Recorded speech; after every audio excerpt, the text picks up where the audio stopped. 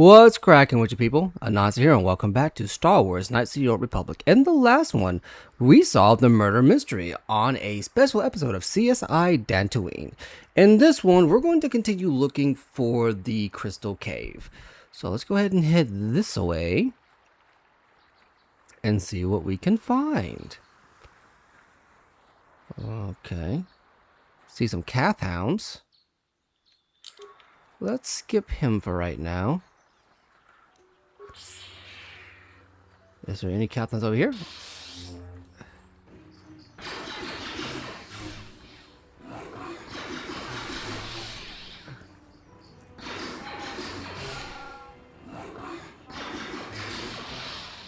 Come on now, you can take him down. Take another look around here. Oh wait, I forgot. We've already been over by this way. Yeah, I completely forgot we've already been over by this way because of the lack of Cath Hounds. If my memory serves correct, because that should be... yes, I know exactly what that is. Okay, we're going to go ahead, we're going to skip back around here and keep exploring. Oh, by the way, I like how for some reason Dantooine has a flying manta ray above the clouds. That was something that did draw my eye the very first time I showed up on Dantooine upon my first playthrough of Knights of the Republic. I remember just looking up and staring at the manta ray, and yeah, I know graphical fidelity has definitely increased over the last decade and a half. No, yeah, 2 decades since this game came out. Over 2.5 decades since this game came out. And it would probably look a little bit more majestic with modern day graphics, but I don't know, something about seeing that relatively low poly count graphical setting for the manta ray always sticks with me. And I think it's always I think it is always going to stick with me. So let's go ahead and keep it pushing.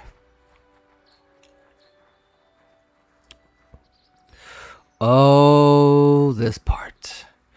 Okay, so up ahead we have several Cath Hounds. You have a regular Cath Hound, a horned Cath Hound, and you can barely make it out, but there is a white Cath Hound there, an albino Cath Hound. This albino Cath Hound can basically be considered this area's mini boss.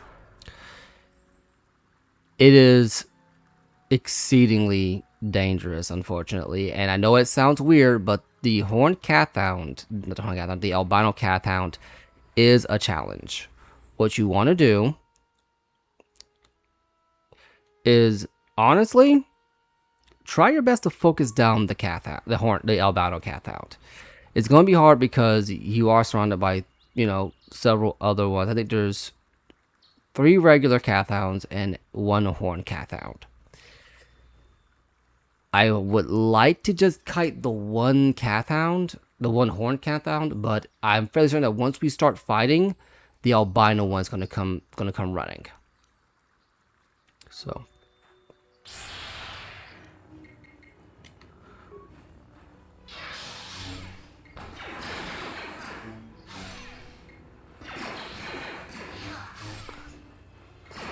Apparently not.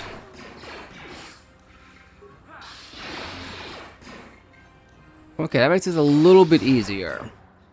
Usually when I fight this section, Zalbar, what are you doing? Go ahead and pause here. So we're going to focus down the horned Cath Hound.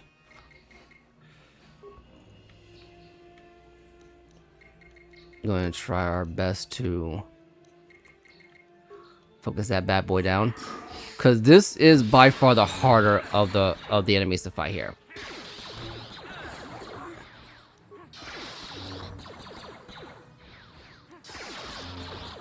Okay, so I'm gonna go ahead and actually we're going to heal and power shot.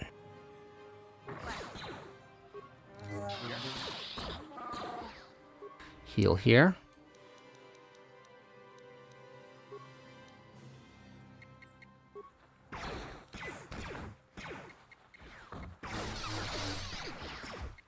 Okay, so I'll admit, not my best idea.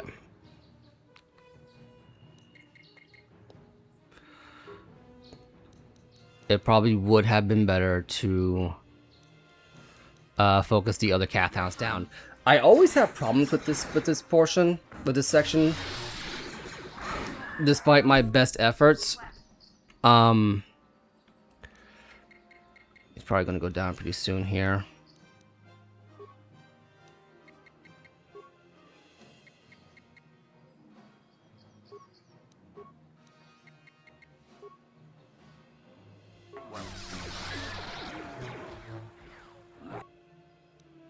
Okay, so let's go ahead and heal up. Last advanced med pack. That's not good, but desperate times call for desperate measures.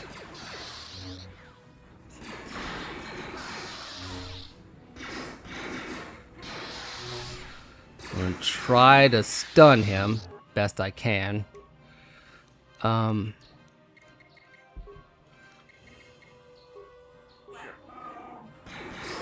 Okay, I am low on health now.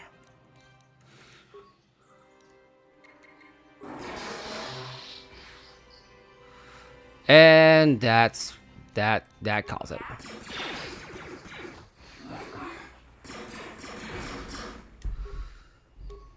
Okay, Zalbar, we're gonna have to swap in some melee.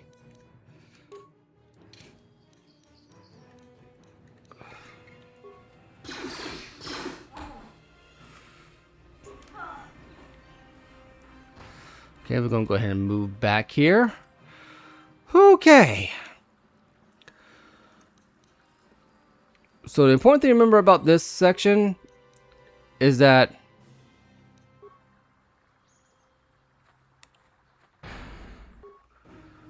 that did not work. That did not work. Is that even though the albino Cath Hound will not go past this one particular bridge,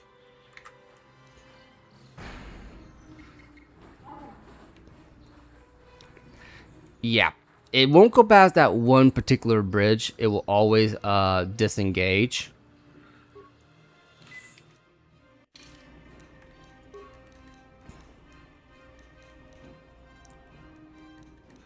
Well, 1 to 8. Okay. Now I'm trying to get it. There we go.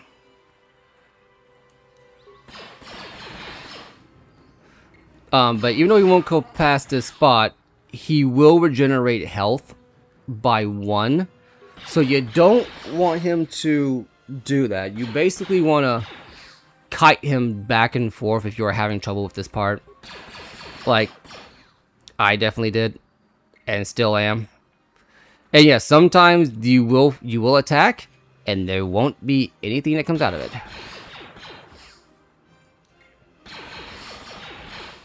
There we go. Okay. So admittedly, that was exceedingly difficult. And it, still is to this day. I can never do this part without dying unless I'm doing the level 1 run, which if you recall from a previous part, I did explain what that was, and it basically makes you exceedingly overpowered in this section. So we're going to go ahead and swap around, get some new party members out of here. Let's get here, Karth and Canderous. Go from there. Oh dear.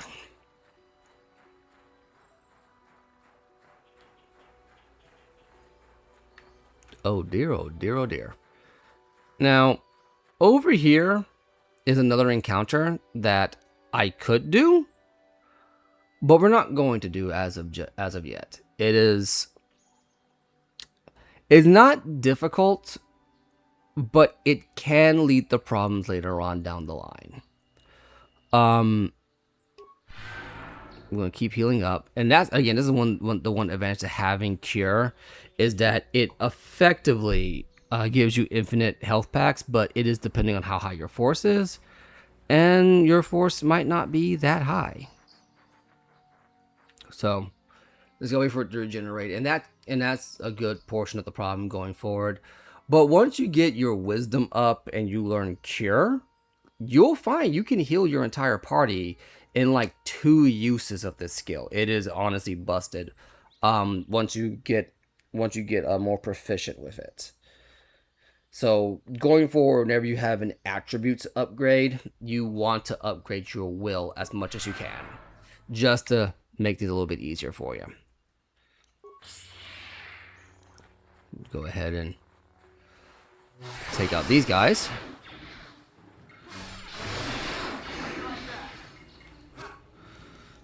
Okay. Another problem that I do find that I have a lot, and this is just something that I do, is that I tend to tunnel vision and try to let the game play itself for the most part, when you really shouldn't. You want to be actively participating in combat as much as you can.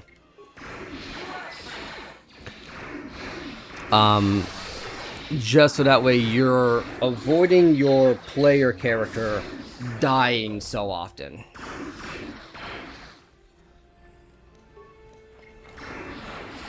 It's also really odd to me that BioWare would have you come to this part of the game, have you effectively, get to the point of having the Jedi power fantasy, and then make the force power so limited based upon how much force you have. I don't know if it's just a balancing thing, because again, you want to make sure that you're not. You want to make sure that when you get to the Jedi part of the game that you're not completely busted, depending on the game itself. But at the same time, you do want to have that power fantasy of, well, I'm a Jedi now, I can handle most anything that comes my way. Anyway, this droid was being attacked by all these Cathhounds. C842. Thank you for saving me, Master Jedi. I am C842, a personal assistant droid. Why were Cathhounds attacking you? Who knows? They are beasts and have been very aggressive of late. I am sorry if I seem a bit abrupt, but I must be moving along. I am rather in a hurry. Are you running from something? From my master, Elise. Wait, did she send you to find me? Please do not tell her you saw me. You're running from her? Yes, but I have my reasons. I'm afraid my owner became a bit too attached to me. Obsessed, even. She tried to treat me as her dead husband.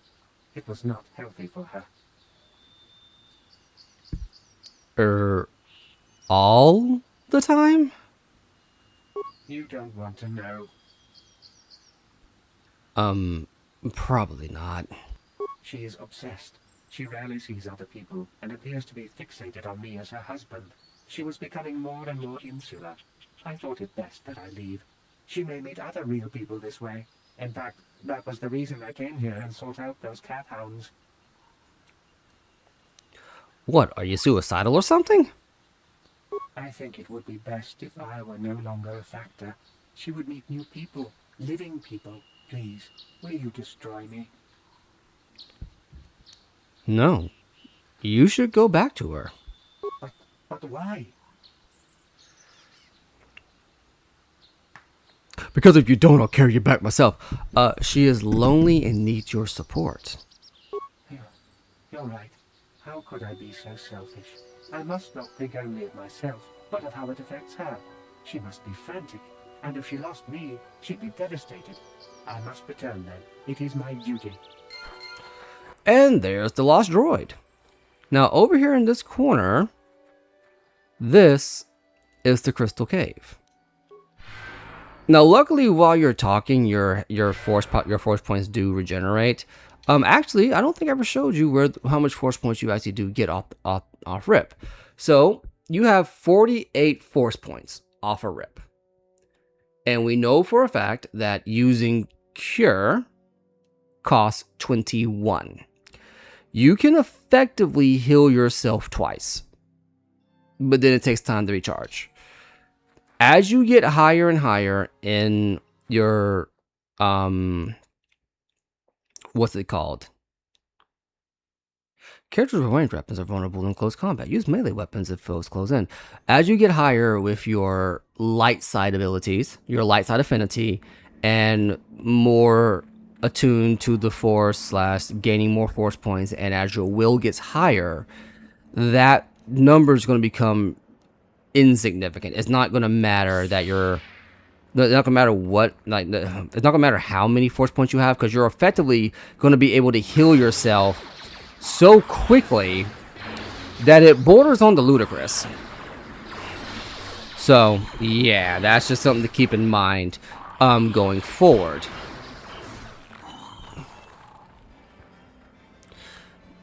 Now I think, what do we call these things? Yes, Kinrath. Now Kinrath, first and foremost, were the spiders of the Star Wars franchise before we got the new spiders.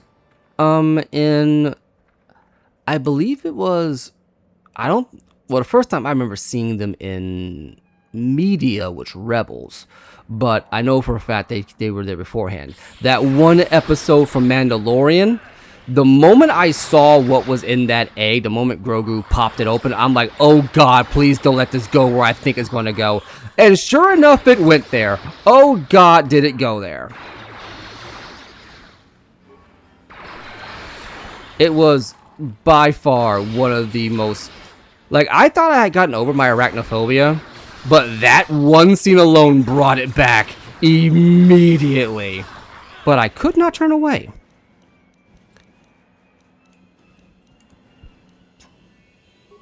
I could not turn away.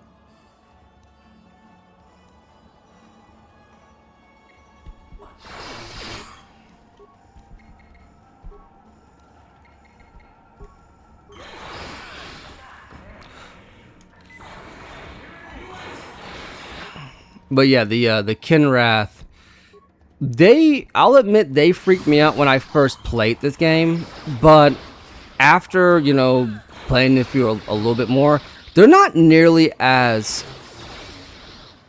What's the word over here? They're not nearly as arachnophobic inducing as I originally remembered them being. However, I'm sure that if you updated the graphics on this and made them look photorealistic, yeah, it would probably elicit some kind of arachnophobia response in me, and I would deeply be upset by that. Okay, let's go ahead and handle that.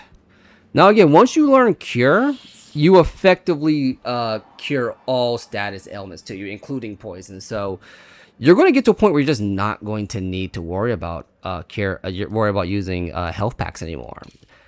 Anyway, let's go ahead and level up. Let's see what we can get here as far as skills are concerned. I want to get Persuade up. Yeah, we'll go ahead and get Persuade up. Go ahead and accept that. Powers. Now we can't get heal. We can't get heal yet because we're not level 12. I think we are currently level 10. We are level 10. So we got 2 more levels where we can get that. But what I am going to do is I'm going to get Stasis. You want to get this power because it is one of the most busted powers in this game. Okay, I hit that one, yeah. So we're going to go ahead and hit A, accept, and go from there. And as you can see, our force went up by 8 points. We were at 48, now we're at 56. I think your force points top out around 200 or so, maybe a little bit higher. Oh, what does Canderous have to learn? The one thing I like about Candace is that he's not so far down the dark side path that it's like he's an irredeemable SOB. He's more like he's just exceedingly edgy. Because being light and being dark doesn't really mean much in the grand scheme of things. It just means your attunement or your demeanor, you know? Now we found the remains of a Mandalorian, some Durasteel bonding, and a response package.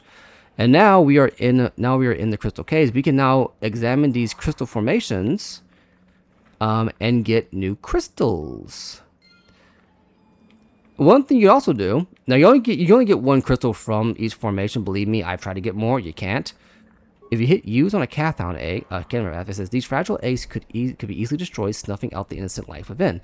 Now that means what that means is, boom, you get a lightsaber crystal from each of these that you break. You want to go ahead and do this now, and I'll tell you why in a second here. But we're going to go ahead and get as many crystals as we can. Could you get a good number of crystals from doing this? Not every egg will give you a crystal, but you'll more times than not get a crystal from an egg, and not every egg can be broken open. You're basically looking for eggs near crystal formations. And let's see here, is there one here? No, there's not one here. Okay, let's see crystal here. Break. Break. Break. Is there one in here? No, I think there's one here. Okay, I can't think I can break any more of these, and there should be one here. I like how you can hear Kinrath in the background, just hinting that, oh yeah, there's more of them around if you want to stay here longer. But yeah, no, these are the crystal caves that that Jedi, I assume, would come and get their lightsaber crystals from. Now you want to do this because this gives us inventory, new items. We get a blue lightsaber crystal. No, wait. I think yeah. We get a blue lightsaber crystal. We get a crystal bondar. This is a power crystal. Like I showed earlier, we could upgrade your lightsaber. This gives you on hit a 25% chance to stun your enemies. So you know how when we use the sniper shot or the critical strike, you have a chance to stun your enemies? This just turns your regular attacks into that. And I think this also includes your flurry attack. So any melee attack with a lightsaber with this crystal in it has a 1 in 4 chance to stun your opponent. You also get a green lightsaber crystal. And then from the Kinrath eggs you break, you can get a grand total of 10 red crystals.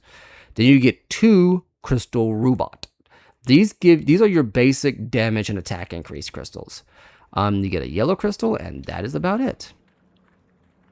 So we're right about at time. So what we're going to do is we're going to head back to the Jedi Enclave, and we're going to go ahead and upgrade this lightsaber.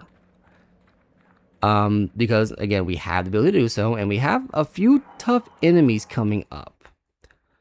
It's also important to note, it didn't happen there, but every now and then you'll encounter a glitch where you can walk right past the transition barrier in the Crystal Caves. Where the icon for going back to the plains shows up, and usually when you see those icons, you can just walk through and keep it pushing. You can walk right past that, head straight to the door, and it won't load. So you have to end up walking back past the transition barrier just to force it to let you transition again. It's weird. It happens, but it's nothing. It's nothing game breaking. It's nothing game breaking.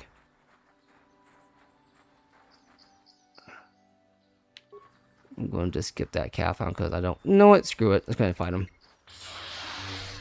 That's literal stasis. Stasis is basically an advanced stun. It lasts a lot longer, and it has a much higher chance of proccing. So your basic stun, actually, I wonder if you can actually show the powers here. So there is a...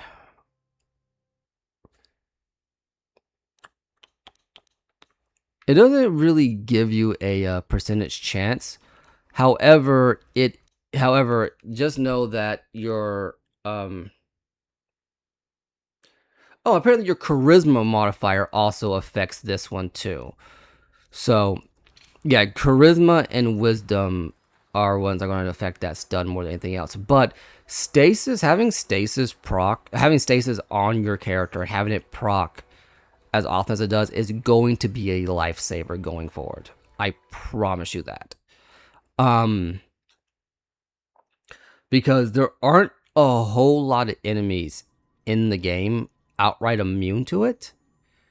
And you get about 9 seconds to do a serious amount of damage. That's enough time for your character to get off 3 separate attacks before the enemy has a chance to strike you.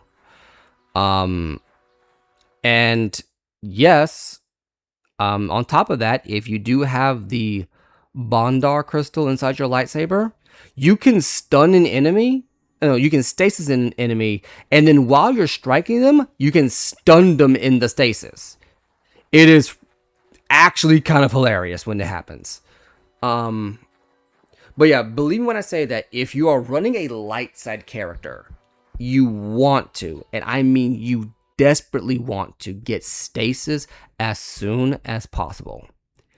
Conversely, if you're running a dark side character, you want to get the fear tree. Because the fear tree is basically the dark side version of stasis, but it feeds off of your dark side affinity as opposed to stasis, which feeds off your light side affinity. Now, again, as you go through the game, the higher level you get, even if you're light or dark, even if you like light or dark, if you spec into either one of them, is not going to have much of an effect on how effective they will be. It's just going to affect how much force power you use to activate them. Now, Elise, what do you have to say about us returning your droid to you? Oh, thank you, thank you. I don't know what I would have done if I had lost him.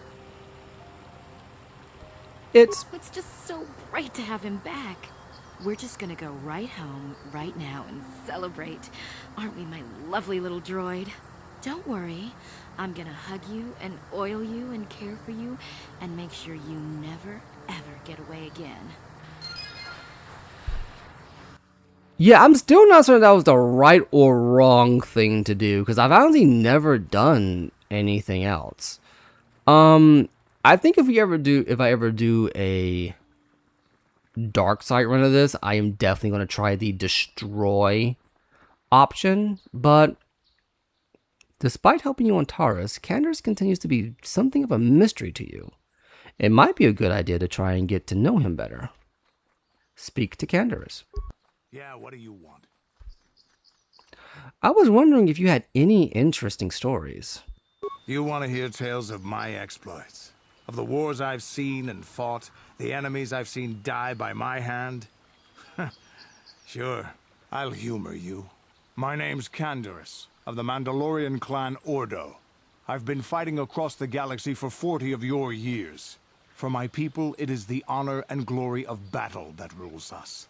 It's through combat that we prove our worth, gain renown, and make our fortunes.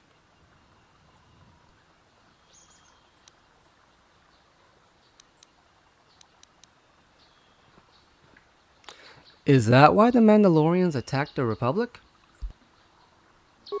The Sith came to us with an offer. To fight a worthy enemy in a battle that would be remembered forever. Win or lose, as long as the fight is worthy, then honor is gained.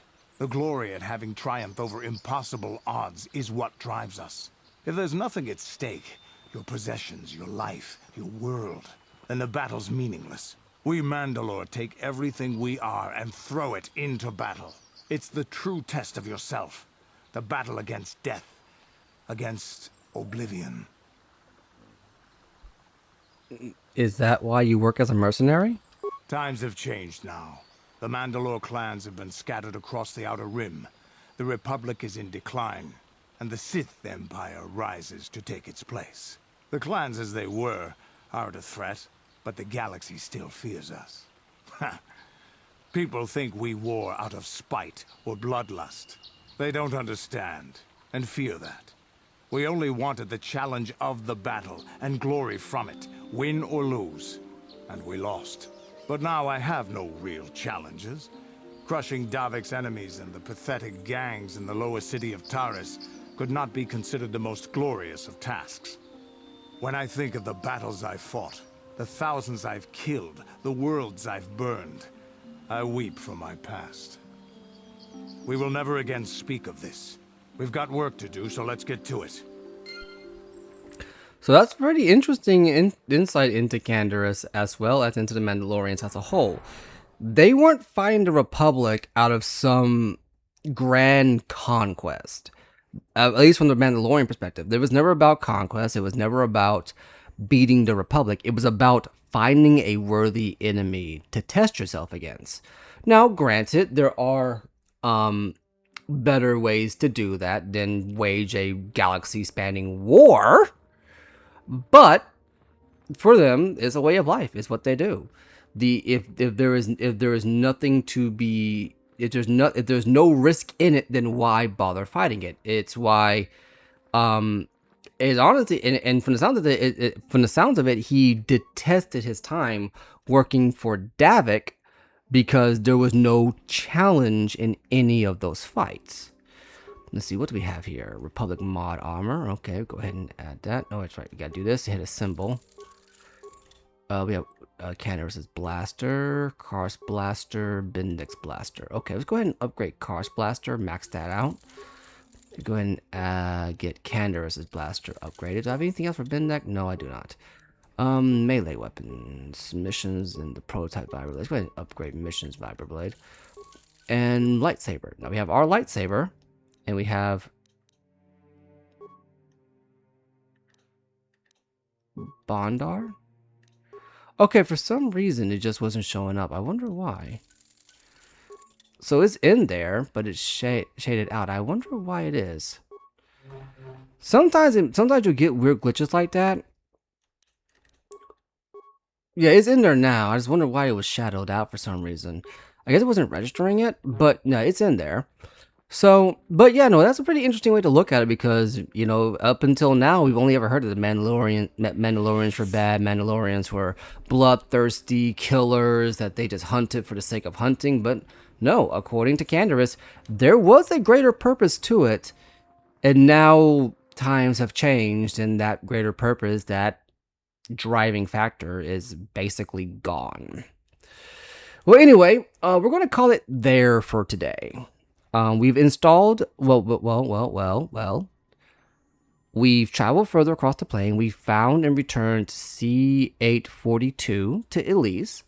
We we discovered the Crystal Cave and got ourselves some new lightsaber parts as a result. In the next one, we're going to travel further along the plains. And we're going to encounter we're going to take care of that Mandalorian group that we saw earlier. And hopefully, finally, investigate the Grove. I've been Anansi, you've been awesome, and I'll catch you later.